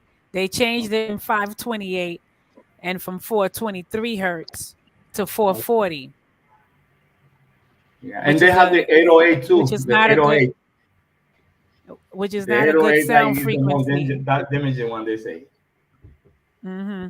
Yeah, the 440 is damaging Yeah, too. It's not a good sound frequency for your aura, for your psyche, for your spirit, yeah, and then you wonder why this generation that we see now is walking around so confused and Yep. so evil minded and so disconnected from themselves, disconnected from who hmm, they truly are and can't tap into their potential and their gifts because the music has dumbed them down and it's in their cells.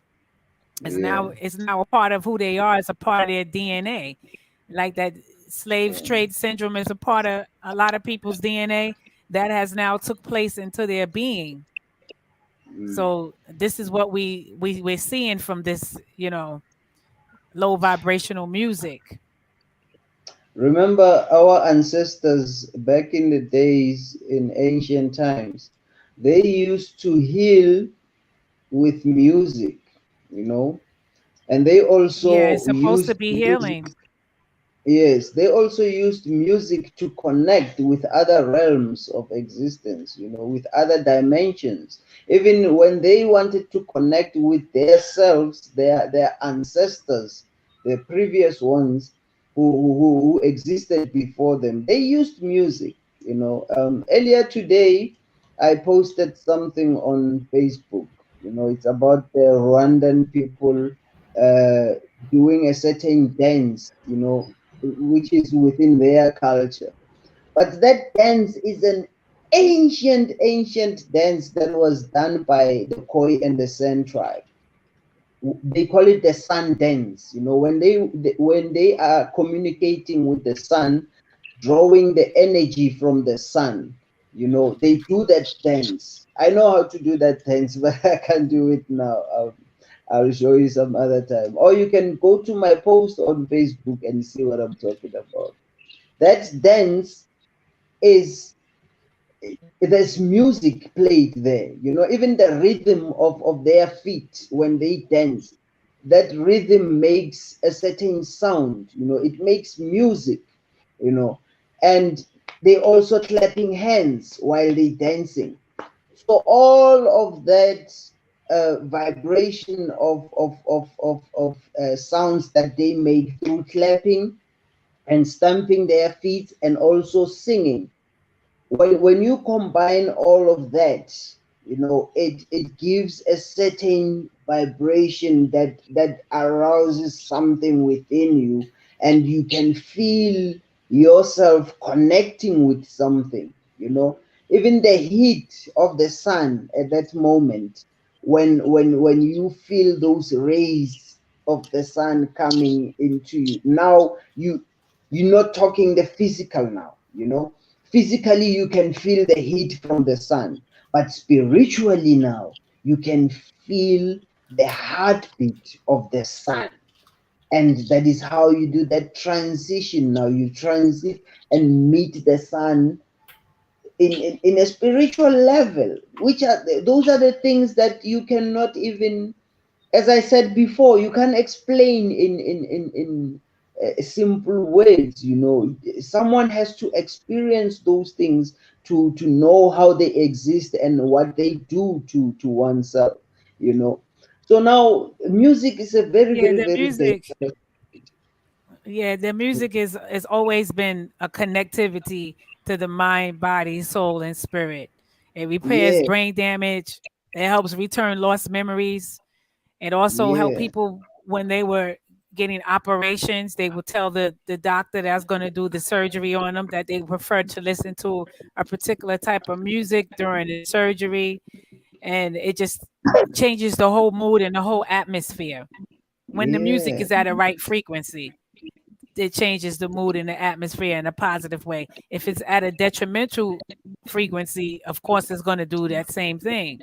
Like yeah, rock music, when you listen to all that heavy metal rock, that right there is not good. That's not a good frequency.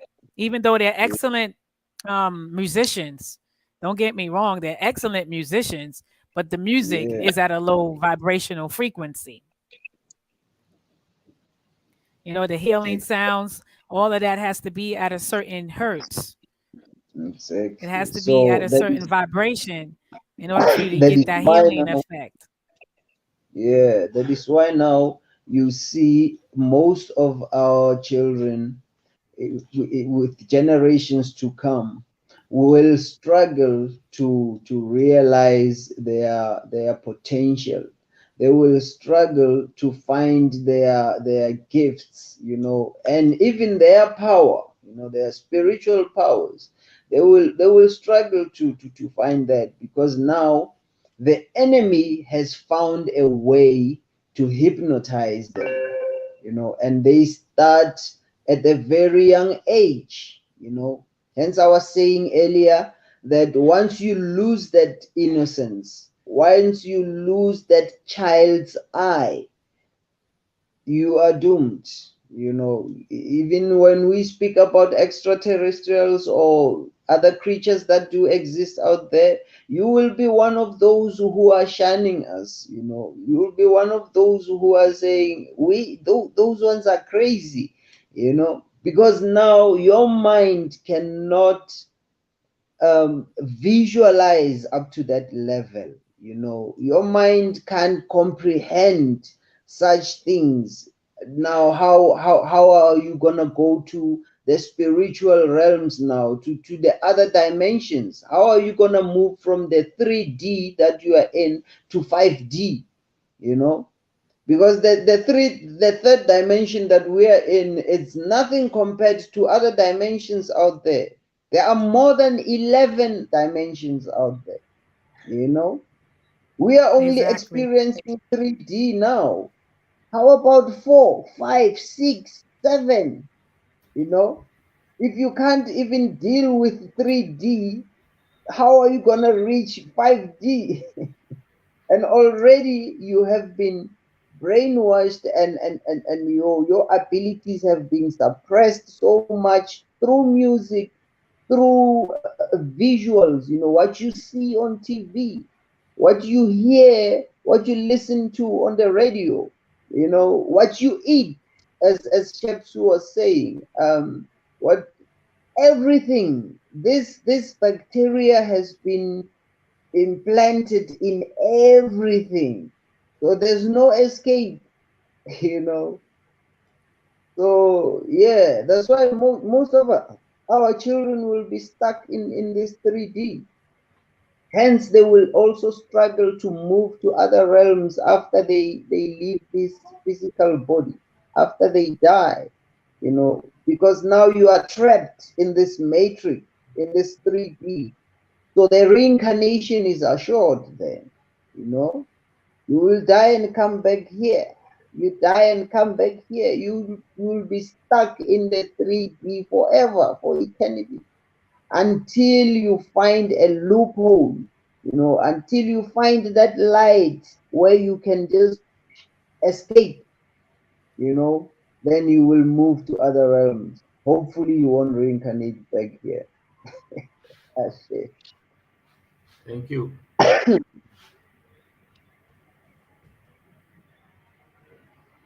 Yeah, but that's also done on purpose to kill the younger generation so they don't elevate. Like Love Goddess was saying, keeping us from elevating. That's done on purpose. Yeah. There is a That's done war. on purpose. It's a war for our consciousness. Well, they have basically they have control over our consciousness, but we just don't Hmm. know it. You see, we go about our business as normal, and knowing that we are fighting a war. You know, So that's why it's good to have these type of conversations. So someone will be listening that's in that absolutely, situation, and they'll be absolutely. able to hopefully snap out of it. Yeah, But I yeah. also wanted to move over to a New Orleans French monster called the Rougarou. Yeah. And the French word is called the loup-garou. Oh, Lugau. Yeah, loup-garou, yes. And Werewolf. That's werewolf. yes, the werewolf, exactly. Half man, half werewolf, some say. And he shape shifts. Some say he looks like a dog, some say he looks like a wolf, and he has these red glowing eyes that pretty much kind of like hypnotize you. Yeah, And he does this shape shifting during the full moon, which we're in a full moon tonight, by the way. And that's when he I forms think into his in, animal form. in a few movies, horror movies, I don't know if I'm right. Well, There's it's this. they probably was talking about the Wolfman, yeah, and it probably was relating to the New Orleans Rougarou French monster. And this monster it comes from France in the medieval times around the 1500s. That's where the roots of it come from, France and French Canada, and then it made its way to Louisiana, New Orleans, to Honey Island region in the swamp areas. And there's a lady named Carolyn Ware.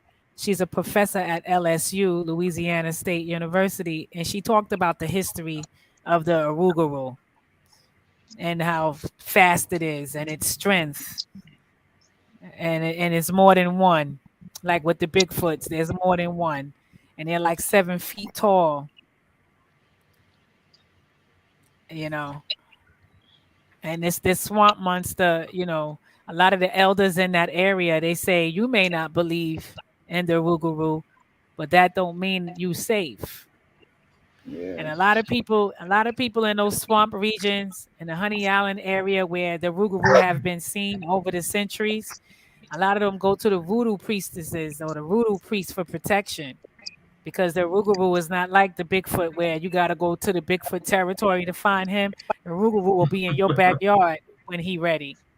If he wants something to eat and you got cattle on your property, if you raise livestock and he's hungry, he's going to go shred your livestock. And if you just happen to be outside when it happened, he may kill you. He's a little different than the Bigfoot and the Sasquatch. He's a little bit more detrimental the way he mutilates the animals and things. And that's how people know that it's the Rougarou was out last night because the way their cattle or their dog has been mantled or whatever. Yeah. So these mythical creatures, dating back to the 1500s and longer. These stories come from somewhere. You know what I mean?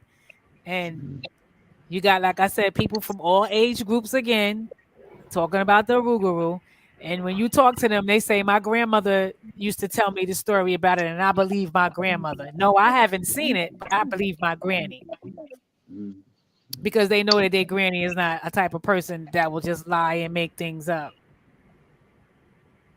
You know what I mean? So these mythical realities are real. We just, as far as the Sasquatch is concerned, have to be in their environment to see them.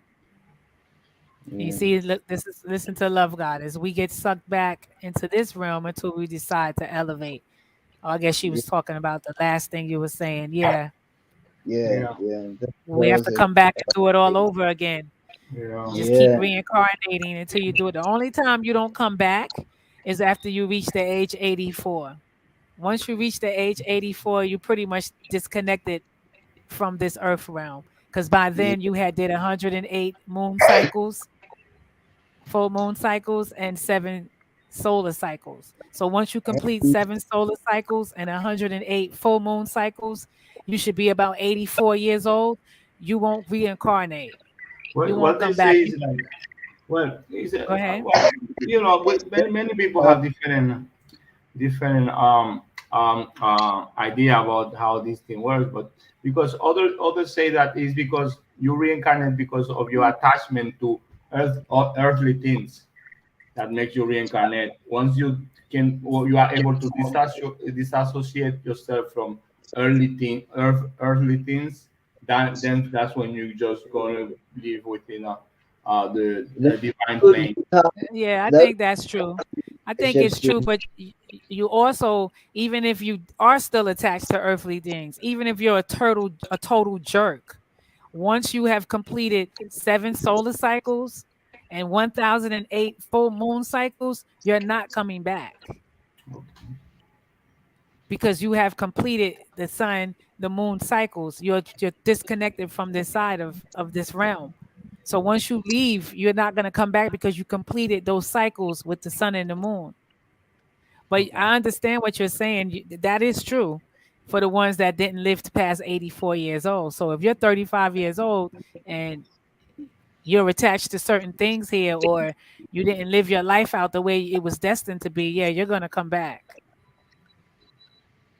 But according to the ancient ones, after you have completed 1008 lunar full moon lunar cycles and 7 solar cycles, you'll be about 84 years old. So between 83, 84, you're not likely to come back here, even yeah, if you was and a murderer.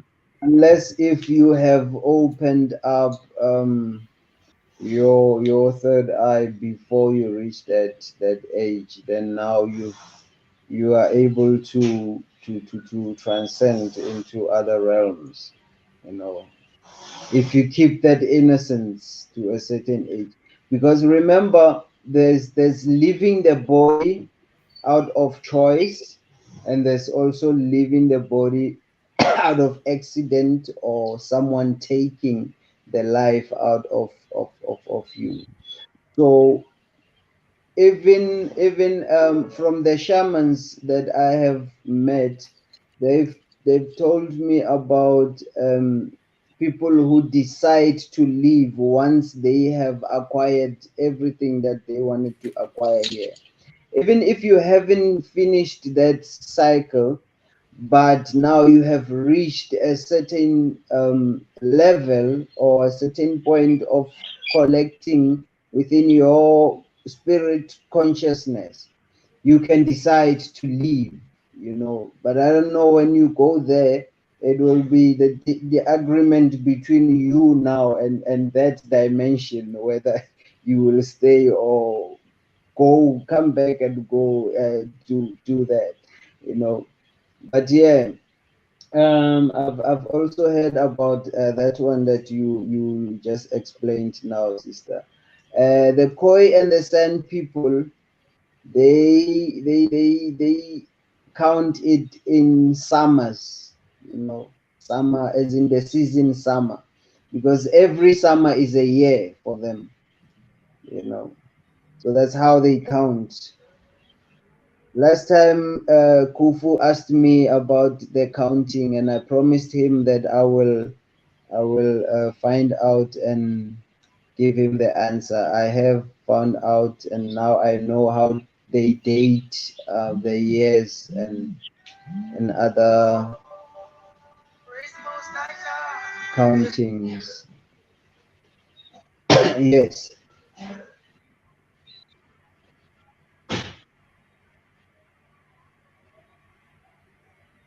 Right. What about you heard of us? Once you die, you're going to back to the collective. The collective means your spiritual family, your real family. So that's who you're going to be joining. That's where you're going to be. Once you're there, they're going to be deciding what is it going to happen, how much you have acquired, how much. We're talking more about abilities, because abilities Yeah. is what is the shaping of the subconscious that you're going to be. Once you are able to do certain things, spiritually, mentally, so you create certain abilities. Let's say you have created an ability to take off bad juju from you. You see, certain ability. That means you have created something within you that have that capacity. So when you go to that place, they can utilize you. You know, when they want to take some bad juju of away from one of their family, they will send you as an ancestor to go and do that job because you have acquired that ability while you were here. So they Mm, send you to the plane also to acquire ability so it can be useful in the my other life. my brother Shepsu, it's not that easy, you know.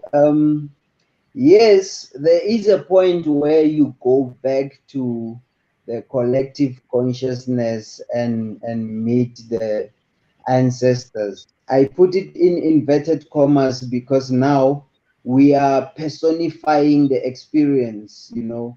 It's as if when you get there, you will see your old grandmother, your old grandfather, the way you used to see them on earth. But it's not like that, you know. And also, it doesn't happen like that, that when you leave the body, now you go straight to the ancestor realm now, you know, to the dimension where the collective consciousness exists.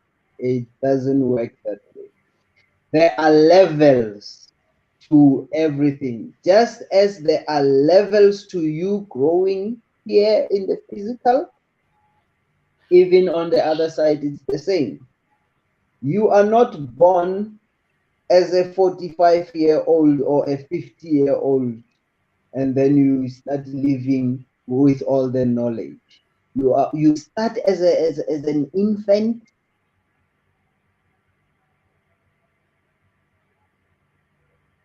You're frozen, brother.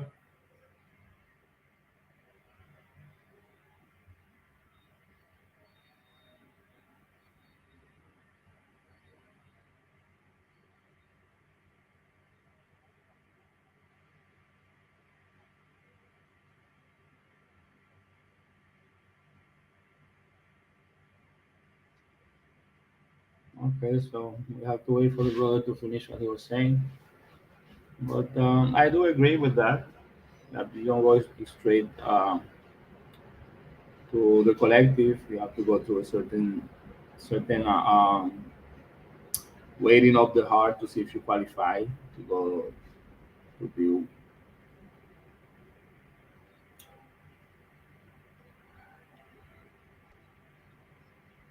You got disconnected completely now.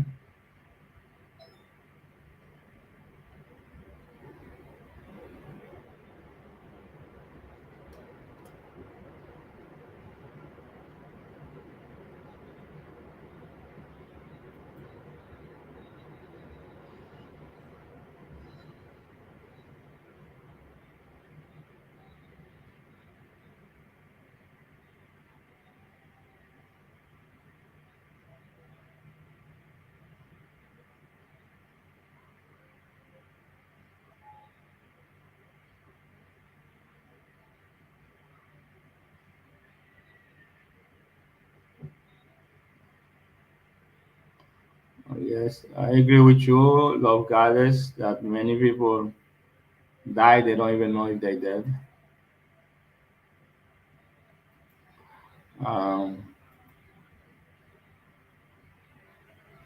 yeah, I heard Sadhguru talking about that. That's why that Sadhguru said that after you burn the body, then the person knows that they're definitely dead.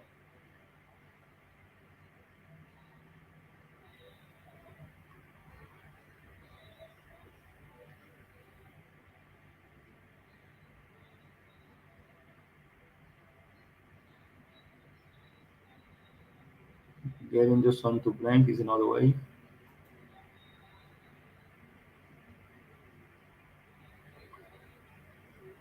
Okay. So why do you think we will want to return here, or maybe we have to?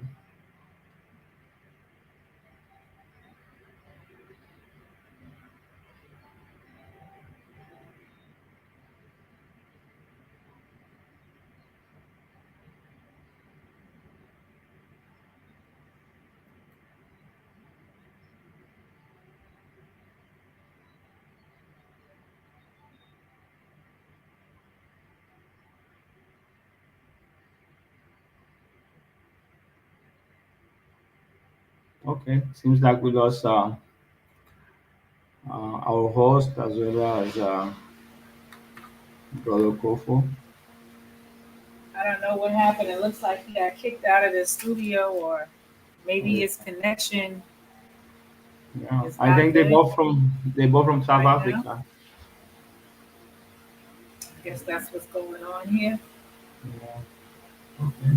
Yeah, we lost. Oh, he's back now. Okay. So yes, I just said about the Lugauts. Yeah, I heard of the Lugau too. Kicked out of the studio, or maybe his connection.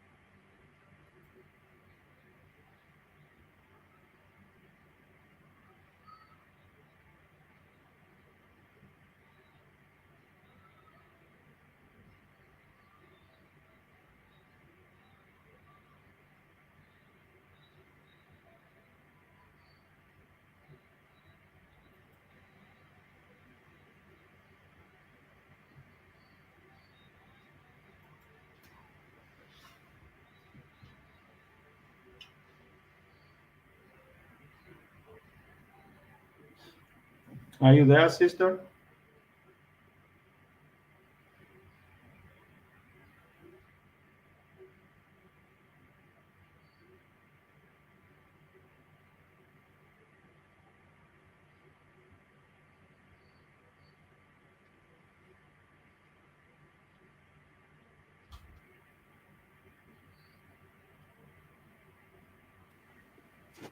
Let me see if I can message him on the WhatsApp, find Okay. out what happened, or maybe his internet time expired.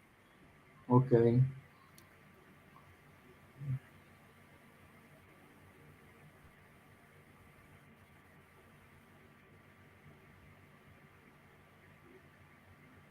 That may be the case.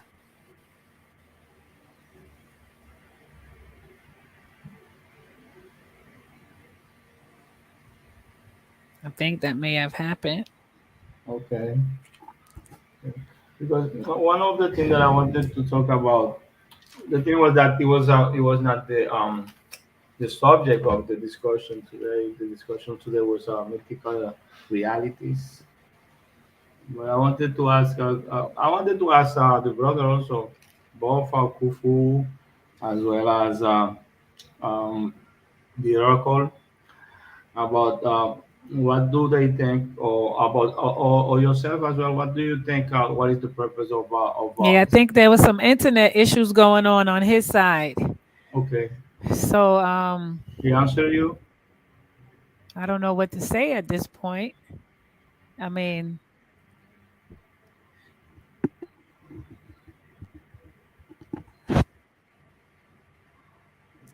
we could seal it up right now, and Yeah, we next can. Saturday Yeah, we're yeah, going to continue on another mythical yeah, reality, and I guess we could pick up from where we left off before we start on yeah. the new Okay. topic next Oh, week. okay, okay, okay. Because yeah, that's that. Yes, the thing is like yeah, that's a topic I wanted to I think propose. we got enough info in tonight still. Yeah, but that's a new topic I wanted to propose about Anyway, the purpose of spirituality. well, I'll just give them a few minutes. We'll give them Yeah. about like 15 more minutes, and we'll see Okay. what happens from that point. Okay. But what do you think about that topic? The purpose of spirituality. What is the purpose of spirituality? What is the purpose for us to practice? We can To go in be music mode for now while I try and get him on the phone on the WhatsApp. And I will be right forward.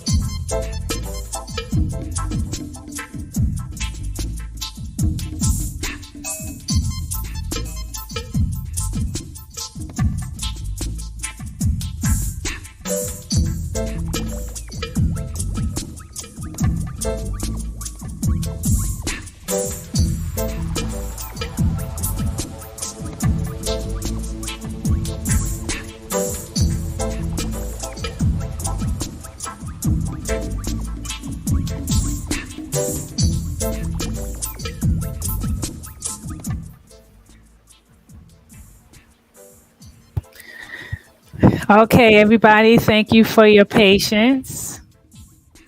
I just spoke with South Africa side, and I think he says that it's going to take him about, I think he did say it's going to take about 2 hours for him to retrieve his power back again because they had a power outage just now. Okay. So what we're going to do is we'll just seal it up tonight. I think that we had a good dialogue thus far. And next Saturday, the same time, 5:30 Eastern time, 11:30 South Africa time, or wherever you are on the globe, just know that I will be streaming at 5:30 p.m. Eastern Standard Time. So check your time zone calculator to see the time difference, so you don't miss out on the next mythical reality segment. And I There give is a thanks time for your change that time. is going to take place. Huh? Is there a time change that's going to take place? You don't know. No, it's the same time, 5:30 Eastern. Okay. Yeah, it's the same time. Same time as today. I started a little late today, like at 6 p.m., but between No, that 5:30, 6 o'clock. no. I mean, they change the time from time to time here. I don't know if it's this at the end of the summer. I'm not sure when. Oh no, that's not gonna happen until October, Okay. daylight saving time. Okay. Yeah, Well, thank next you very month. much, sister. It was nice You're having the chat. welcome. And thanks for being here. Appreciate your time and your attention. My pleasure. And Next week we'll be here again. If you have time, you can chime in with us. No problem. And thank you, Love Goddess, for your kind words. We always try to bring a great show. I give thanks for your feedback. That's very important because that's the aim, is to bring a great show. So thank you for your survey. I appreciate it. And I hope next week you'll be here again, 5:30 Eastern, to add on to the conversation. Maybe you could go into your notes and find the vision that you had and give us some more insight, because it's good to get those real life testimonies, so they don't think that people is just messing around, just talking just to be talking. So, and I appreciate all your comments and everything. It's so much on point. I like your mindset. Thank you so much for being here. And until next week, I hope everybody be safe. Love and gratitude to you always. Love Goddess, I'm going to put my email in the chat. So if you like me to send you the next time we're going to be on, to keep you up to date whenever you're available, you'll know when we're on.